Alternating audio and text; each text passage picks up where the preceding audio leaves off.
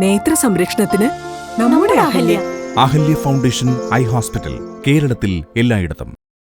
Muvattupuzha ഇന്ദിരാസ്പർശം bud സ്കൂളിൽ buds day ആചരിച്ചു. നഗരസഭാ ചെയർപേഴ്സൺ ജോയിസ് മേരി ആന്റണി പൊതുസമ്മേളനം ഉദ്ഘാടനം ചെയ്തു.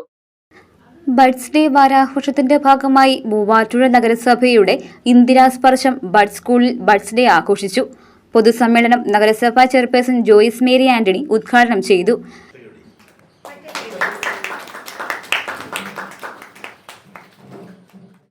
ഈ ബഡ് സ്കൂൾ എന്ന് പറയുന്നത് നമ്മുടെ കുഞ്ഞുങ്ങളുടെ ഒരു വിദ്യാലയം മാത്രമല്ല, മറിച്ച് ഇത് നമുക്ക് പങ്കുചേരുവാനായിട്ടുള്ള, നമ്മുടെ സന്തോഷങ്ങളും സങ്കടങ്ങളും ഒരുമിച്ച് പങ്കുവെക്കുവാനായിട്ടുള്ള ഒരു വേദി കൂടിയായിരിക്കണം ഈ സ്ഥാപനം.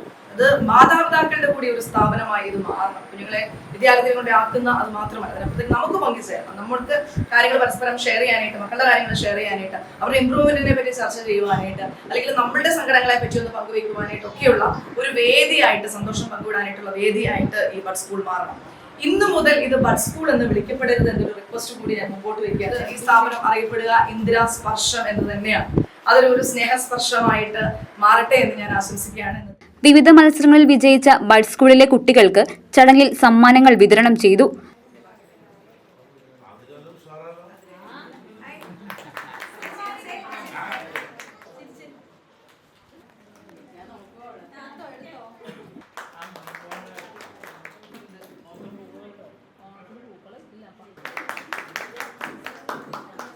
നഗരസഭാ vice chairperson PM Abdul Salam അധ്യക്ഷത വഹിച്ച യോഗത്തിൽ ക്ഷേമകാര്യ standing committee chairperson CM Shukkur മുഖ്യപ്രഭാഷണം നടത്തി. മൂവാറ്റുപുഴ ജനറൽ ആശുപത്രിയിലെ പീഡിയാട്രീഷ്യൻ ഡോക്ടർ അഗസ്റ്റിൻ തോമസ് രക്ഷിതാക്കൾക്കായി ബോധവൽക്കരണ ക്ലാസ് നടത്തി.